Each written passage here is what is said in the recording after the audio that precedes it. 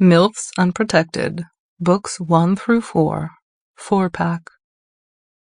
Milf Erotica, Breeding Erotica, Audio Collection. Written by Tori Westwood.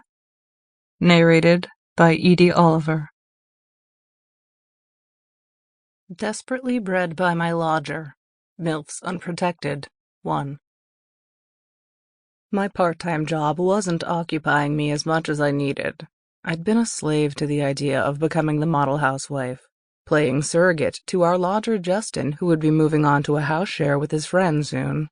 I doted on the 19-year-old a little more than I should, and often had to remind myself he wasn't mine. Peter, my husband, still expected the dinner to be done and the house to be spotless on his return. But after decades of this archaic style of living, I felt like I needed to break the mold and rebel. I needed a change, and somewhere in my fucked-up mind it felt like getting pregnant was the best way to start the process. I knew my husband wouldn't be keen. I could already imagine his response. "But we've got it so good now." Well, I haven't. I blew a jet of air up my face as I stared in the mirror, looking at the woman who stared back. I turned side on and looked at my curves. They were womanly enough, flirting on the verge of curvaceous. My routine at the gym had made sure things never got out of hand, but that was yet another thing that I thought my husband expected of me.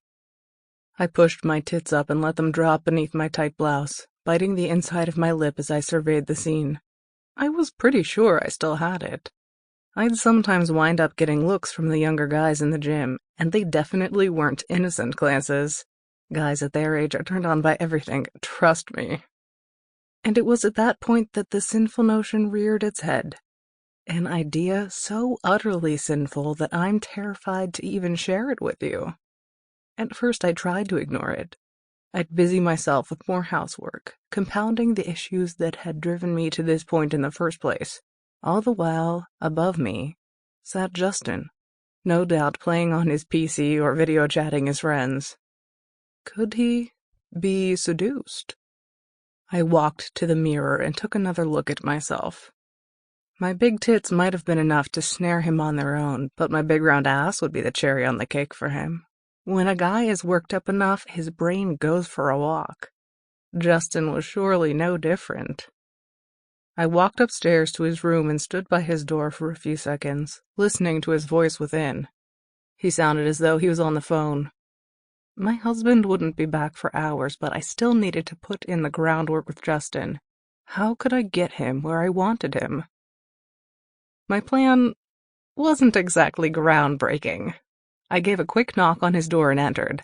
He spun quickly on his swivel chair and pulled out an earphone. He was barefoot and wearing his shorts and a big oversized t-shirt. I kept telling him to wear something tighter that would show off his muscles, but he wasn't so keen. "Mrs. Jameson? Honey, can you come into the bathroom and give me a hand in about 10 minutes? I said. "A hand with what?"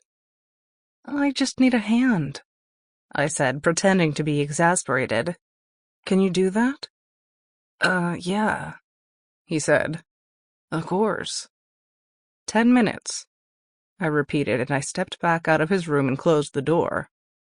The sound of his voice restarted in his room again, and I waited in the hall, taking several deep breaths with my eyes closed. The stage was set, and the countdown had begun. I walked to my bedroom and got undressed.